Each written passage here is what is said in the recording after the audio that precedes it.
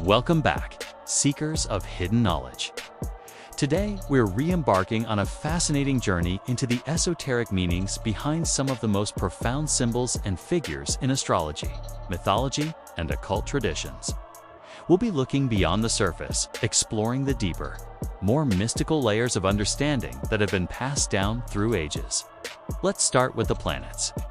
While modern astronomy has expanded our solar system, many ancient esoteric traditions are built upon the septenary system, the 7 classical planets visible to the naked eye. But what about the more recently discovered ones? The sources we're exploring offer intriguing glimpses. Uranus, for instance, isn't just a distant gas giant.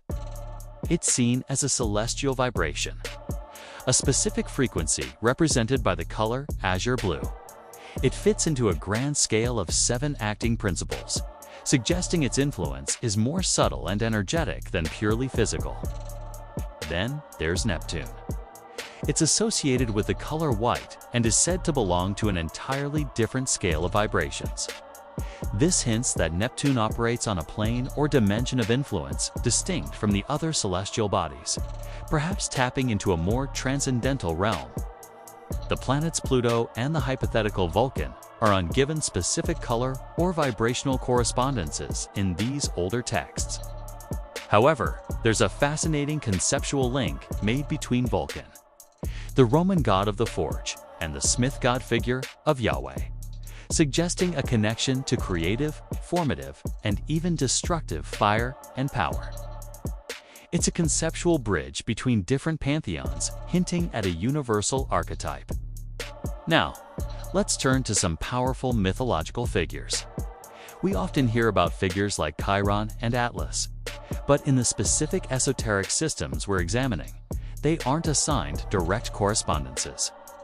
This doesn't diminish their importance, but it places them outside this particular symbolic framework. However, the figure of Quetzalcoatl, the revered godman of ancient Mexico, is given a profound interpretation. His story, which includes a form of crucifixion, is seen not as a literal historical event, but as a cosmic allegory. Much like the story of Christ, it represents a universal drama of sacrifice, death, and resurrection, a pattern that plays out on a cosmic scale. This parallel suggests a shared universal truth, a monomyth expressed through different cultural lenses, all pointing to the same spiritual journey of the soul.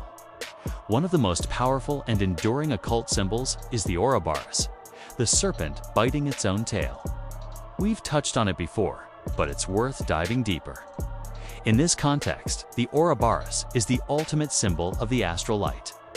What is the astral light? Think of it as the subtle, invisible medium that permeates the universe, the storehouse of all forms, thoughts, and memories. It's the canvas upon which the cosmos is painted. The serpent, representing this eternal, cyclical flow of energy, constantly consuming and recreating itself, perfectly embodies this concept.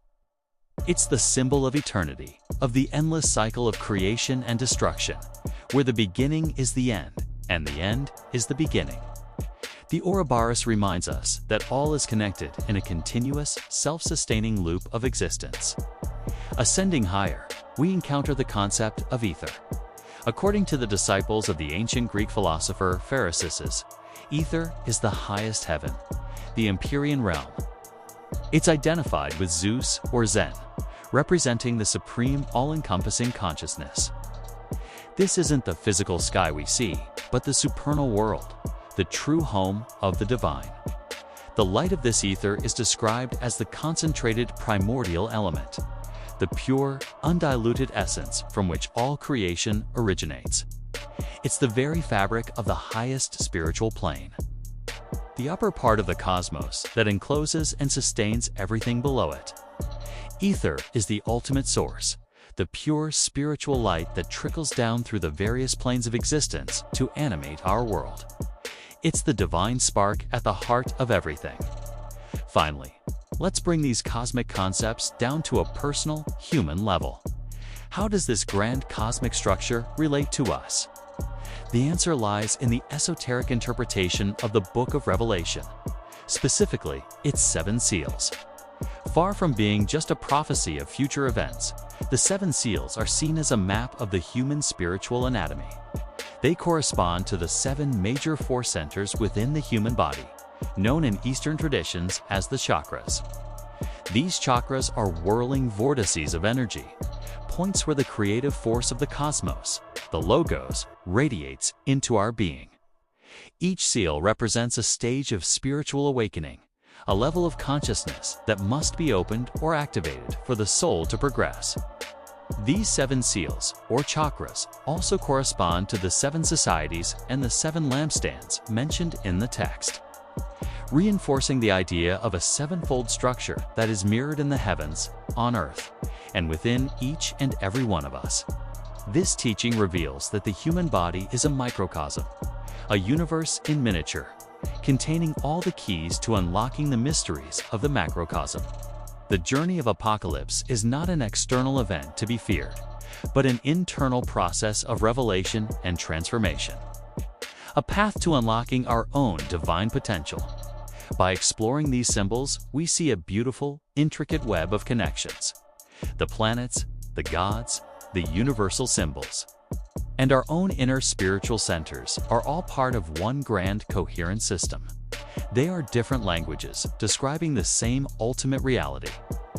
Thank you for joining me on this exploration today. If you found this journey as fascinating as I did, please like, subscribe, and hit the notification bell so you don't miss our next deep dive into the world of hidden wisdom.